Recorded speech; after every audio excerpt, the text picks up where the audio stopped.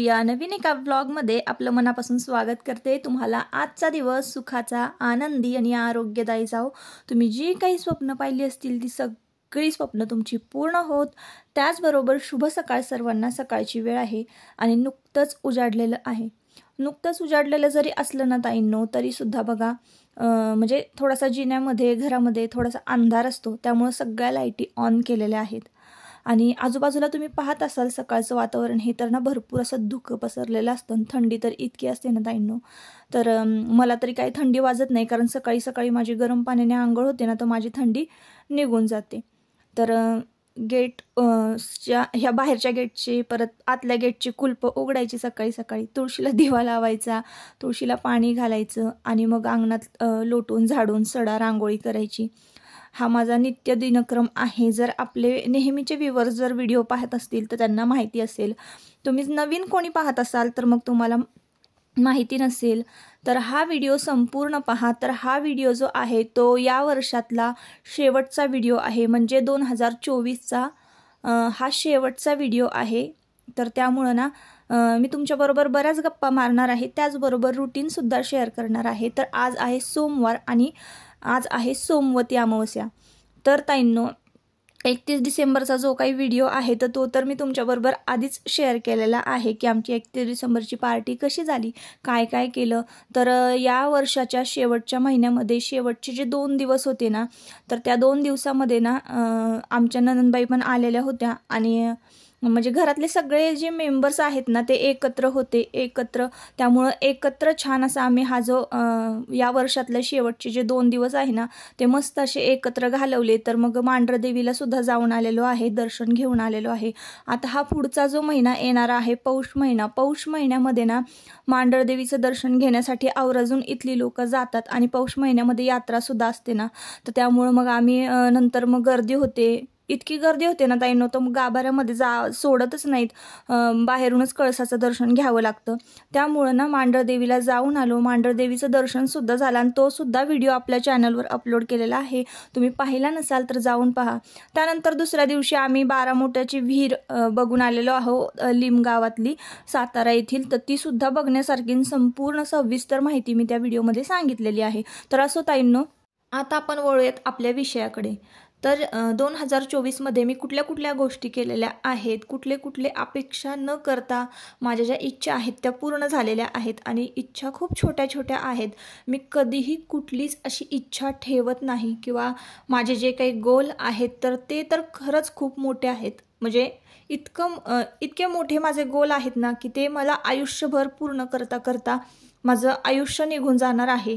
तर एवढे मोठे माझे गोल आहेत। तर छोटे छोटे गोल म्हणजे बघा, घरात ह्या वस्तू असणं, घरात त्या वस्तू असणं, घर असं असणं, घर तसं असणं, हे छोटे छोटे जे आहेत ना गोल सगळ्यांचेच असतात बघा ताईंनो। पण एकच माझं जे गोल आहे ना ते खूप मोठं आहे आणि ते मी तुमच्याबरोबर आजच्या व्हिडिओमध्ये शेअर करणार आहे। तर अपेक्षा न करताही मला या वर्षामध्ये काय काय मिळालेलं आहे ते तुमच्याबरोबर मी शेअर करते। तर ताईंनो, मला ना तुमचं प्रेम, म्हणजे जे काही आपले चॅनलवर जे काही ऑडियन्स आहे, आधी तर 2000 होते, मग हळूहळू करून ॲड होत गेले, आता 4000 पूर्ण होतील, 5000 होतील। तर अपेक्षा न करता मला म्हणजे अपेक्षितच नव्हतं की माझा चॅनल थोडा तरी ग्रो होईल किंवा काय। मी फक्त ना व्हिडिओ पहिल्यांदा टाकायचे आणि त्याला कुठं 100, 150, 200 असेच व्ह्यूज यायचे, व्ह्यूज येत नव्हते। त्यानंतर मी म्हणजे अपेक्षाच करायची नाही की 100-150 जरी लोकांनी बघितलं ना तरी मला असं वाटायचं की हां, कोणी ना कोणीतरी आपले व्हिडिओ बघतं आहे आणि बघतंय, कमेंट करतंय। तर म्हणजे मी अपेक्षाच अशी करत नाही एकदम 1.5 लाख व्ह्यूज यावेत, 2 लाख व्ह्यूज आहेत। जेवढे काही व्ह्यूज येत आहेत ना, जेवढे काही चांगले माणसं आपल्याबरोबर जोडले जात आहेत ना, तर तेवढं माझ्यासाठी पुष्कळ आहे। आणि तुम्ही आपल्या चॅनलवर जे काही प्रेम भरभरून केलेलं आहे, मला आशीर्वाद, मला चांगल्या चांगल्या इतक्या छान छान कमेंट्स मला येतात ना ताईंनो, तर हे अनपेक्षित प्रेम होतं म्हणजे मला मिळालेलं या वर्षामध्ये, की मी कधीही पेमेंट लवकर मिळावं याची आशा करत नाही ताईंनो। आणि कुठल्या ना कुठल्या तरी कामामध्ये मला गुंतून राहायचं होतं, म्हणून मी यूट्यूब स्टार्ट केलं होतं. घराच्या बाहेर मला पडता येत नाही म्हणून मी यूट्यूब स्टार्ट केलेलं होतं आणि पेमेंट मिळावं ह्या आशेवर तर मी केलंच नव्हतं, कारण घरामध्ये ना वायफाय जॉईन होता. मग त्याचा काहीतरी उपयोग व्हावा किंवा काहीतरी, त्याच्यामुळं मी यूट्यूब असंच जॉईन केलेलं होतं. तर तरीही तुम्हाला सांगते की मॉनिटायझेशन झालं आणि सगळं व्यवस्थित झालं. त्यातही 2-3 वेळा आपल्या चॅनलवर कम्युनिटी गाईडलाईन्स ट्रॅक पडलेले, त्यामुळं 3 महिने मी तर फुकट काम केलेलं आहे. म्हणून मी या चॅनलसाठी तर खूप म्हणजे खूप मेहनत घेतलेली आहे तसं बघितलं तर. पण अपेक्षा कुठल्याच फळाची मी कधी ठेवली नाही. पण तुमचे कमेंट्स, पेमेंटपेक्षा पेमेंट येईल तेव्हा येईल, पण तुमच्या कमेंट्स, तुमचं प्रेम, माझं जर काही चुकलं तर तुम्ही सांगता, हे खूप अनपेक्षित आहे माझ्यासाठी. तर तीच खूप मोठी गोष्ट या वर्षामध्ये घडलेली आहे की आपले हळूहळू सबस्क्रायबर वाढायला लागलेले आहेत. चांगल्या स्वभावाची लोक माझ्याशी जॉईंट होत आहेत. तर तेच माझ्यासाठी खूप आहे. तर ही पहिली गोष्ट झाली. त्यानंतर ह्या वर्षामध्ये बघा, अपेक्षितच नव्हतं की घराचं कलर काम होईल किंवा नवीन फर्निचर खरेदी होईल किंवा आमच्या घरामध्ये हे जे कुलदैवत जे आहे आमचं बघा, तुळजापूरची तुळजाभवानी आई, महालक्ष्मी कोल्हापूरची, तर हे टाक केलेले नव्हते. तुम्ही आत्ता देवारा पाहिला असाल तर माझ्या देवघरामध्ये ना टाक नव्हते, तर ते मी ह्या वर्षी केलेले आहेत. ती एक सर्वात मोठी गोष्ट, कारण टाक करायला ना मी मिस्टरांच्या मागं खूप लागायची की अहो आपण देव करूयात असं, कारण प्रत्येकाच्या घरामध्ये ना टाक असणं कुलदैवतेचं खरंच खूप मोठी गोष्ट. त्या देवाशिवाय घरच पूर्ण होत नाही, देवघराशिवाय घर पूर्ण होत नाहीत. नुसतं घर उभं राहून आणि त्यामध्ये माणसं राहत असून काहीही उपयोग नाही. त्या घरामध्ये सगळ्यात चांगल्या गोष्टी घडण्यासाठी, पॉझिटिव्ह सकारात्मक गोष्टी घडण्यासाठी देवाचं पूजन होणं, देवाची सेवा होणं गरजेचं आहे. नुसतं 4 भिंती उभ्या केल्या की काही होत नसतं ताईंनो. त्याच्यामुळं देव असणं, म्हणून मी या वर्षामध्ये देव केले आणि मला खरंच खूप म्हणजे भारी वाटलं आणि विधिवत त्यांची स्थापना केलेली आहे, प्राणप्रतिष्ठा केलेली आहे.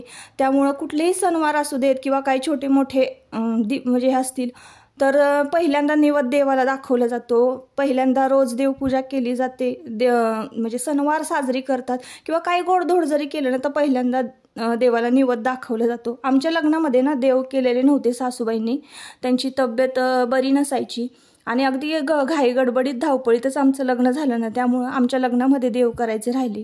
तर मंगल कार्य जेव्हा आपल्या घरामध्ये असेल, वास्तुशांती असू दे किंवा लग्न असू दे, तर अशा वेळेला ना देव केले जातात. ज्यांच्या घरी टाक नाही आहेत किंवा ज्यांचं एकत्र कुटुंब आहे आणि आता ते वेगळे राहत आहेत, तर अशा वेळेला ना देव केले जातात.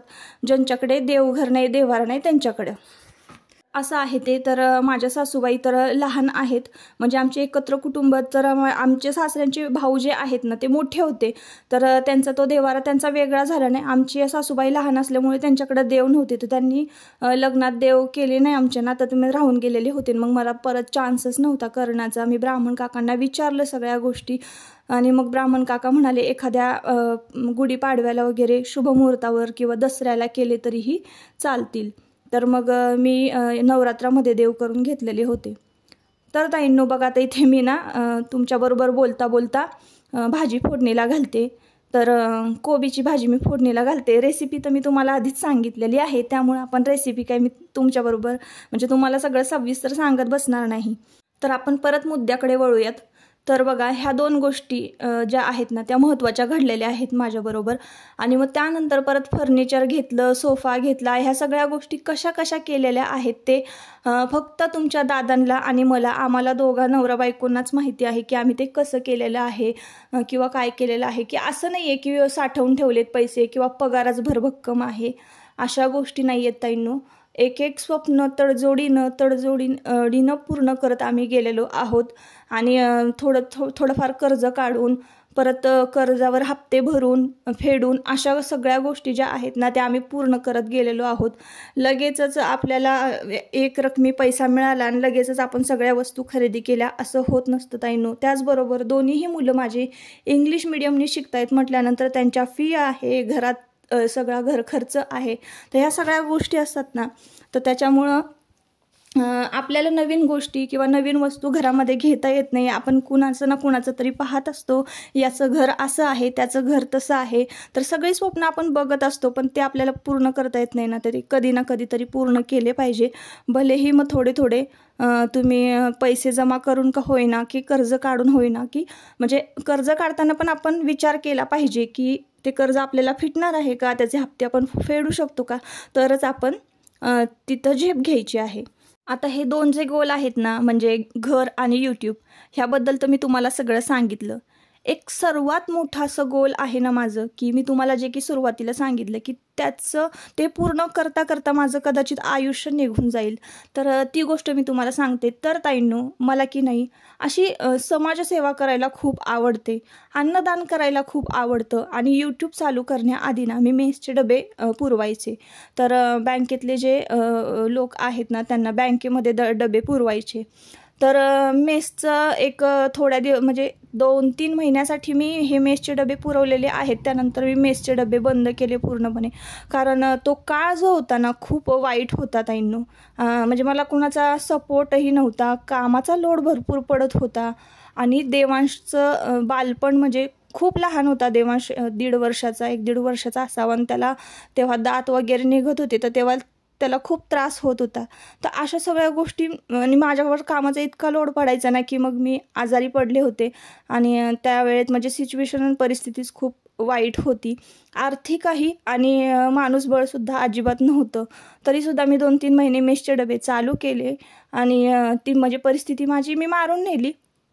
तर मग त्यानंतर ना हळूहळू मग तुमचे दादा कामाला लागले आणि मग सगळ्या गोष्टी व्यवस्थित होत गेल्या. तर मग मी विचार केला, खूप विचार केला मी मेसचे डबे जेव्हा चालवत होती तेव्हा, की मला समाजासाठी काहीतरी करायचं आहे, की जिथं माणसं म्हणजे ज्यांची परिस्थिती नाही आहे, 10 रुपयाचा वडापाव घेऊन खातात. आणि वडापाव तर तुम्हाला माहिती आहे काही पौष्टिक नसतो, माणूस रोज काही खाऊ शकत नाही. तर 10 रुपयामध्ये ज्याप्रमाणे बघा शिवभोजन थाळी मिळते, तर ही तर सरकारने काढलेलीच योजना आहे शिवभोजन थाळी. तर तसंच काहीतरी म्हणजे आपण करू शकतो का, असं माझ्या डोक्यात आलं जेव्हा मी ते बघितलं शिवभोजन थाळी तेव्हा, की आपण असं 10 रुपयामध्ये लोकांना पोळी भाजी देऊ शकतो का, किंवा ही कल्पना कशी आहे यावर खूप काम करायला लागणार आहे ताईंनो. जर समजा मी असा विचार केला किंवा हे पोळी भाजी केंद्र चालू करण्याचं जर मी विचार केला, तर ह्यावर खूप अभ्यास करायला लागणार आहे. तर माझी खूप इच्छा आहे की जी काही गरीब मंडळी आहेत की त्यांना एका टायमिंगचं सुद्धा व्यवस्थित जेवण मिळत नाही आहे, त्यांच्यासाठी मला खरंच काहीतरी करायचं आहे अशी माझी इच्छा आहे. आणि लवकरच माझी ही इच्छा पूर्ण व्हावी. आणि ही इच्छा ना एकतर माझी देव आणि देवासारखी या समाजामध्ये असणारी माणसंच ही इच्छा पूर्ण करू शकतात. तर कुठंतरी मी प्रयत्न करत होते की गाळा घ्यायचा, पोळी भाजी केंद्र चालू करायचं, मस्तपैकी गरमागरम चपात्या आणि बटाट्याची भाजी वगैरे प्रत्येक दिवशी ठेवायची. तर 10 रुपयामध्ये आपण पोळी भाजी तर लोकांना देऊच शकतो ताईंनो. असा माझा हे एवढं मोठं माझं हे गोल आहे. खरं तर मी हेच स्वप्न तुम्हाला मी तुमच्याबरोबर सांगणार नव्हते, शेअर करणार नव्हते तुमच्याबरोबर. असं म्हणतात की सांगितली की स्वप्न पूर्ण होत नाहीत, पण असो ताईंनो, मी जे करते आहे ते माझ्या फायद्यासाठी नाही. आम्ही हे खूप विचार केला होता जेव्हा ह्या सगळ्या गोष्टी करायच्या होत्या, की त्यातून आपल्याला काही फायदा नाही. 10 रुपयात तर कोणी वडापाव पण देत नाही आजकाल. वडापावची तर रेट तुम्ही पाहताय 15 रुपये आणि 12 रुपये असे झालेले आहेत. पण काही ना काहीतरी माझ्याकडून समाजसेवा व्हावी, समाजापर्यंत म्हणजे या जगात ना कोणीही उपवाशी झोपू नये असं मला वाटतं. तर त्यांच्यासाठी ना काही ना काहीतरी करण्याची माझी इच्छा आहे. तर असो ताईंनो, तर असं होतं सगळं दिवसभराचं रुटीन आणि माझे जे काही गोल आहेत ते मी तुमच्याबरोबर शेअर केलेले आहेत. आणि थोडंफार जे काही गोल आहेत म्हणजे छोटे छोटे स्वप्न ते तर माझे यावर्षी पूर्ण झालेले आहेत. आणि लवकरच आपल्याला यूट्यूबचं पेमेंट पण येईल जर मी समजा कंटिन्यू तुमच्याबरोबर जॉईन राहिले तर, रोज व्हिडिओ टाकत राहिले तर. कारण मला काम पण असतं, एडिटिंगचं काम पण लवकर उरकत नाही त्यामुळं. तर असो ताईंनो, असा होता आजचा शेवटच्या वर्षाचा शेवटचा व्हिडिओ. तर तुम्हाला जर हा व्हिडिओ आवडला असेल ना, नक्की तुम्ही चॅनलला सबस्क्राईब करा आणि व्हिडिओला एक लाईक करा. तर आता त्या निघालेल्या आहेत, त्यांच्या सासरी डबे वगैरे भरून दिले आणि दिवसभराचं जे काही रुटीन होतं ते मी तुमच्याबरोबर शेअर केलं. तर हा शेवटच्या वर्षातला शेवटचा व्हिडिओ आहे. तर आता व्हिडिओचा इथंच शेवट करते. परत पुन्हा भेटूया नवीन एका ब्लॉगमध्ये, नवीन वर्षामध्ये, नवीन उमेदीसह. तर थोड्याच वेळात बघा आता फटाकड्यांचा आवाज होईल. तर असो, बाय बाय.